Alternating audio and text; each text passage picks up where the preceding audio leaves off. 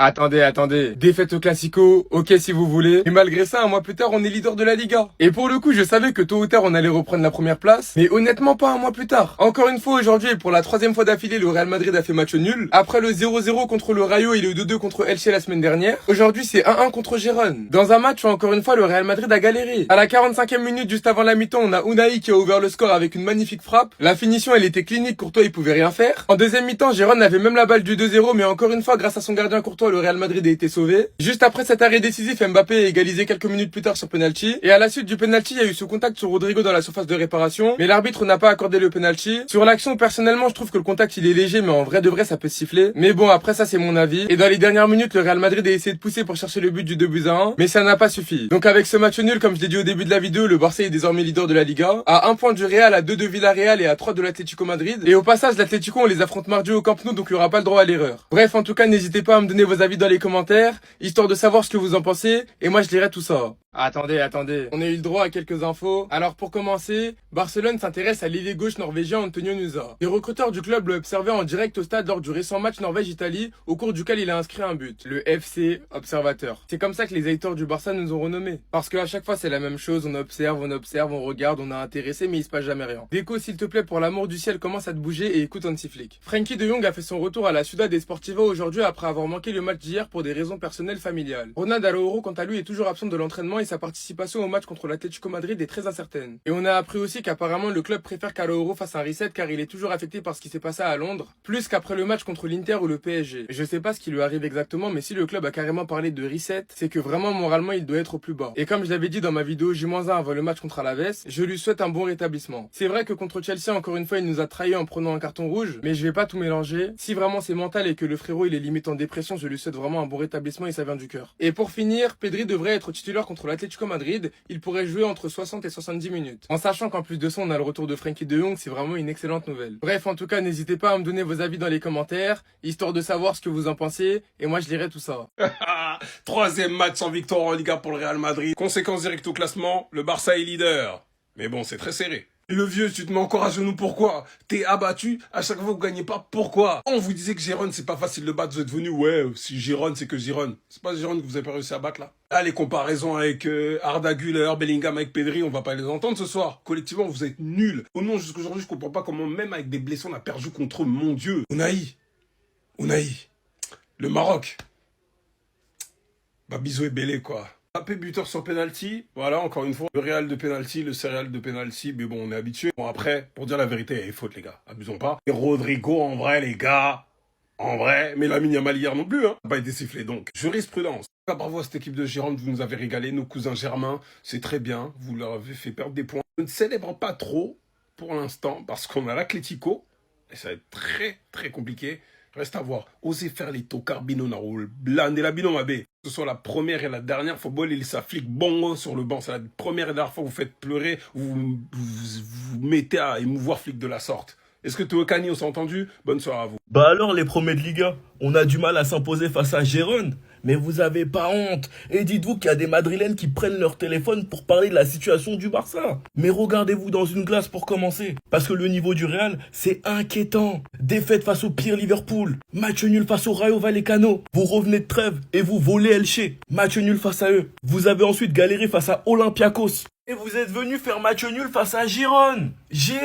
Madrid a galéré face au 19e de Liga. C'est juste clownesque. Mbappé, il sait qu'il a fait main, mais il fait plein de célébrations. But annulé, Gérone qui ouvre le score. On connaît Madrid, penalty, parti, faute sur Vinicius, penalty transformé par Mbappé. Oui, il y aurait pu avoir penalty sur Rodrigo, mais on connaît la Liga. Honnêtement, ça étonne qui? Quand vous avez volé Elche là, c'était rien, non? Ben ça, c'est bien fait pour vous. Madrid qui a été sauvé encore une fois par un énorme Courtois, parce que ce match-là, ils auraient pu le perdre. En tout cas, moi, je me suis régalé. Et parlez-moi avec un peu plus de respect, s'il vous plaît. Vous parlez au champion de Liga, là, qui est actuellement premier de Liga. Vu votre niveau, vous affrontez Bilbao ensuite.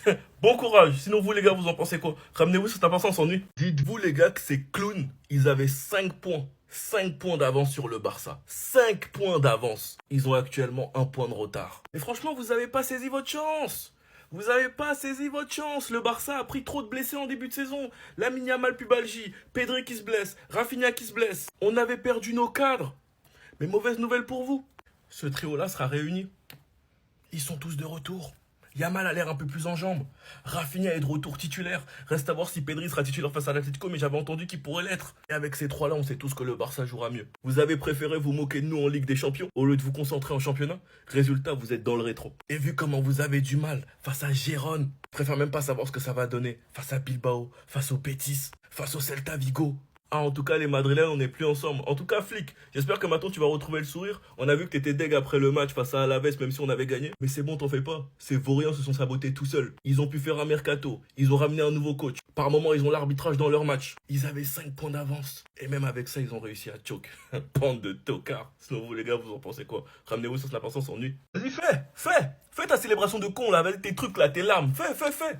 Comment tu peux faire ça? Non, c'est Clounès qui l'a fait ce soir, Mbappé. Dites-vous qu'il a célébré ce but. Tellement il sait que Madrid c'est des voleurs, il s'est dit ouais, Bélec ils peuvent l'accorder. Je suis à Madrid, je peux faire tout ce que je veux. Ils sont capables de l'accorder. Il a contrôlé de la main, il a marqué, il a célébré. Toutes les célébrations possibles. Non, Mbappé t'abuses. Mais bon, t'as eu ton petit penalty, on connaît Mbappé cette saison, nos penalty, nos parties. Il a pu être sauvé par un petit penalty. Mais l'action de la victoire, tu l'avais, hein. Tu l'avais juste là. Tu l'as mise à côté. Tu l'as mise à côté, non, ce soir sans les penalties. Malheureusement, c'était compliqué. Non, franchement, ça fait du bien, un peu de bonheur dans la vie des Barcelonais. Madrid qui perd la première place. On va voir les Madrilènes pleurer sur cette application. On va voir les Madrilènes pleurer sur YouTube. Je vais mettre mon plus beau costard pour aller voir la vidéo de Riles. Non, franchement, les gars, c'est chaud. Mbappé, il sait très bien là où il joue. Et il sait très bien qu'il joue dans un club qui est avantagé. Qui s'est permis de célébrer un but qu'il a contrôlé de la main. Ah non, c'est pas sérieux. No penalty, no party. En tout cas, actuellement, je suis premier de Liga. Donc pleurez dans mes commentaires. Sinon, vous, les gars, vous en pensez quoi? Ramenez-vous sur Snap, on s'ennuie. Ah là, il n'y a plus de diplomatie. Hein. Mbappé, il a traité le gardien de fils de pute. Voilà. Lisez sur ses lèvres. Il coupe tout. Parce qu'en fait, sur le penalty, le gardien, il a provoqué. Je sais pas ce que le gardien, il lui a dit. Hein. Mais Mbappé, il a serré. Il a tout coupé. Et pourtant, c'est lui qui a joué la carte de la folie. Il met un but où il attrape le ballon comme si on était au handball. Et va célébrer comme si en mode la VAR n'existait pas. Il nous demande d'arrêter de pleurer. Mais lorsque la VAR, la carbo, il a montré ses dents. Trompé encore. Franchement, cette équipe du Real Madrid, elle est en crise. Et c'est peut-être le plus grand club d'Europe en crise actuellement. Juste que leur crise, elle est moins cramée que les autres. Parce qu'il n'y a rien qui va. Là, par exemple, c'est la réaction de Vinicius quand il a vu les changements que Xabi Alonso il voulait faire. Et en parlant de Vinicius, aujourd'hui, ça voulait pas rentrer. C'est même pas que ça voulait pas rentrer parce que ça touchait les poteaux. C'est juste que la réalisation de ses gestes, c'est plus comme avant. Il n'arrive plus à être Vinicius, en fait. 11 matchs sans marquer. Le Real Madrid qui doit compter uniquement sur Mbappé. Et ça donne une deuxième place au classement avec 1 point de retard sur le Barça. Moi, personnellement, j'aime bien quand les hate watch sont comme ça. C'était ces Jorginho du Brasil. Dites-moi ce que vous en avez pensé. Bao. Je pense qu'on est allé trop loin avec Araujo. On dit qu'il est complètement bouleversé. C'est pour ça qu'il n'était pas au match hier. Il a inventé une blessure. C'est le club qui le protège. Il nous dit que son carton rouge contre Chelsea l'a mis dans un état pire que celui contre le PSG ou le déboire de l'année dernière face à l'Inter. Et moi, comme je vous l'ai dit, vous connaissez mon pressing sur lui. Moi, quand j'ai vu l'info, j'ai réfléchi sur moi-même, etc. en tant que créateur de contenu. Et je me suis dit qu'il vaut mieux que je continue le pressing. Je continue le pressing. Non mais t'as cru quoi? Et tu penses à ma santé mentale à moi, enfoiré? Tu penses à la santé mentale des supporters du Barça? T'es millionnaire de ta villa. Tu fais semblant d'être touché par ce qui s'est passé à Chelsea, alors que t'es touché dans ton jacuzzi, en train de te faire toucher les couilles par ta femme. Donc Ronald Araujo, je te le dis moi, je suis un individu sur cette application qui essaye de rester le plus politiquement correct possible. Mais toi, face à toi, je ne mâcherai jamais mes mots. Donc alors sois bouleversé, mais ailleurs. Bouleversé, mais ailleurs. Par pitié. Le match d'Araujo face à Chelsea l'a encore plus bouleversé que son match face au PSG lorsqu'il a pris carton rouge. Attendez, bougez pas, je vous explique. Ronald Araujo est profondément bouleversé. Il regrette son carton rouge contre Chelsea et se sent encore plus touché moralement que face au PSG ou à l'Inter. Le club préfère qu'Araujo fasse un reset car il est très touché. Comme je vous ai dit les gars, psychologiquement la situation elle est compliquée. Nous on suit le Barça depuis des années, on était là même pendant les périodes de crise. Et quand le Barça était gaze, celui qui tenait la baraque, c'était ce monsieur-là. Celui qui était considéré comme l'un des futurs meilleurs défenseurs du monde, c'était ce mec-là. Celui qui était considéré comme l'un des meilleurs joueurs du Barça, c'était ce mec-là. Jusqu'à en devenir l'un des capitaines. Mais la saison 2023-2024, après son erreur face au PSG, tout a basculé. Remontada, embrouille avec Gundogan, les Barcelonais qui ont retourné leur veste. Le club souhaitait le prolonger et il était en réflexion jusqu'à la deuxième partie de saison, alors qu'ils étaient en discussion durant l'été. Puis au final, la saison d'après, il ne s'est pas forcément montré essentiel. Il n'était pas le joueur le plus important, ni le titulaire indiscutable en défense car il revenait de blessure. Dans la hiérarchie, il y avait des joueurs devant lui. Et malheureusement, quand tu as un passif et que tu as fait des erreurs, la moindre petite erreur, tout le monde te tombera dessus. Et c'est ce qui s'est passé face à l'Inter. L'été, il nous a annoncé son prime. Et honnêtement, jusqu'à son match face à Chelsea, il n'était pas le défenseur le plus blâmable de ce début de saison. Il y avait bien pire que lui. Mais malheureusement, encore un gros match où il commet une erreur. Et psychologiquement, ça va être dur de revenir. En tout cas, force à lui. Sinon, vous les gars, vous en pensez quoi? Ramenez-vous sur la personne sans nu.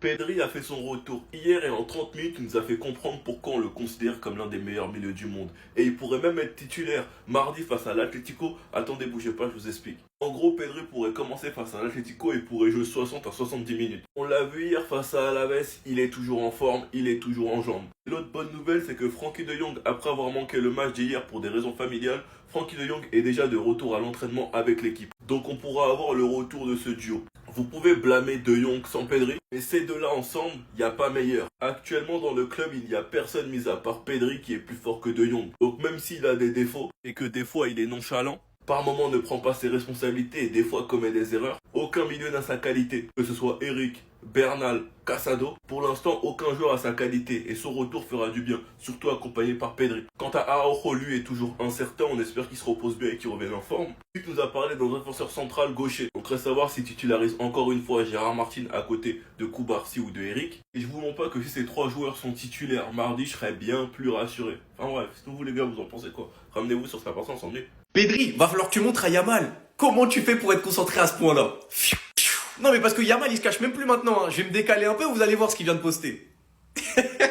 Alors que Pedri lui il pourrait jouer, hein. Mais regardez bien la couleur qu'il y a sur son visage. Je sais reconnaître un mec qui est sur Football Manager, un mec qui est en train de donner des instructions.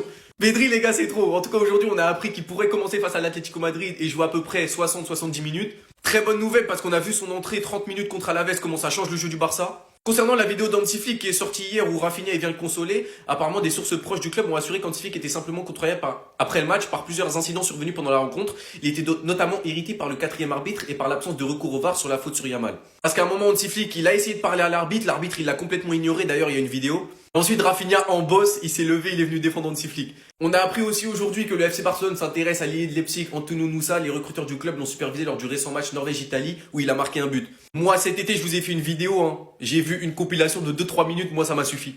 J'ai tout de suite compris à qui on avait affaire. Dites-moi vous en pensez en commentaire les gars, n'hésitez pas à vous abonner, vous êtes des bons, nous on avance. Ça c'est le Real Madrid avec les pénaltys les gars. Ça c'est le Real Madrid sans les pénaltys, et je vous le dis.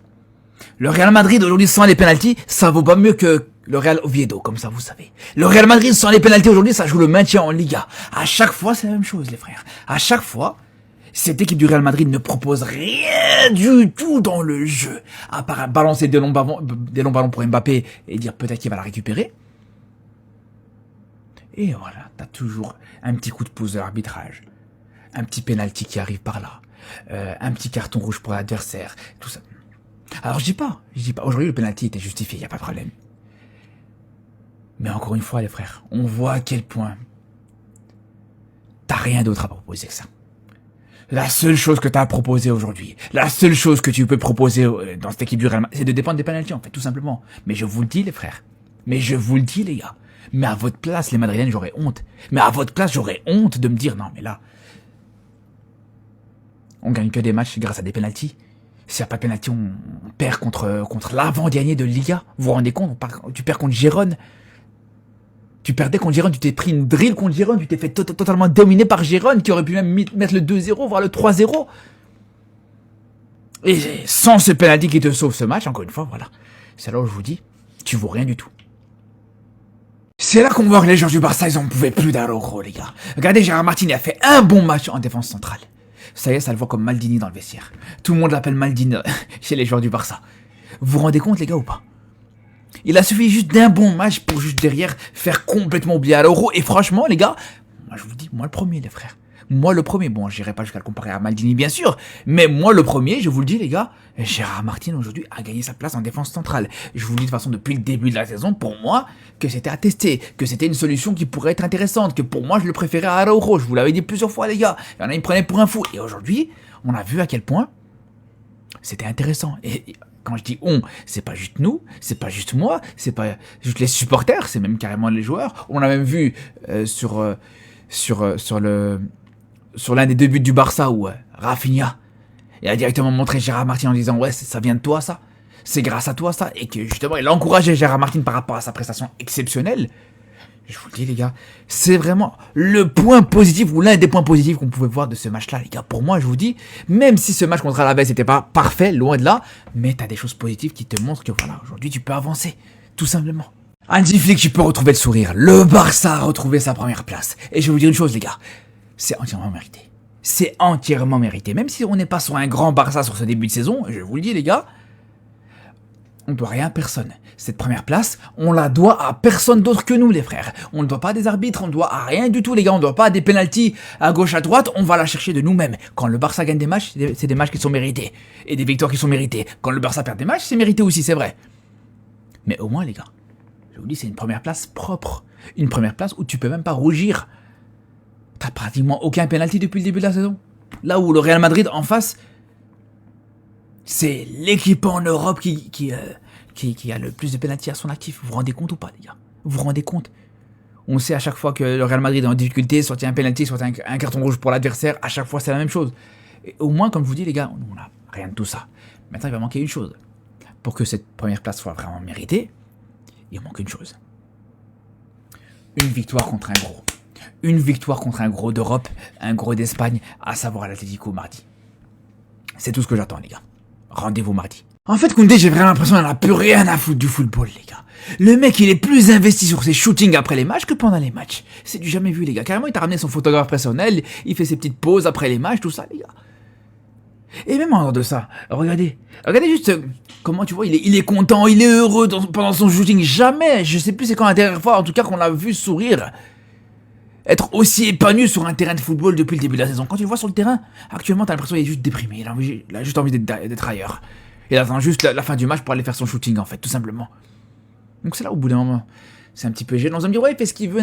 C'est pas la question de il fait ce qu'il veut ou pas, il fait ce qu'il veut. C'est que là, quand on regarde un petit peu, on fait ce constat, j'ai juste l'impression qu'aujourd'hui, le football, ça le rend plus heureux, en fait, tout simplement. Que le football, ça l'intéresse plus. Et de toute façon, il a toujours dit que le football, il va pas s'éterniser dans le football, que voilà, il aime bien avoir des petites activités en dehors de son club, ce qui est tout à fait normal.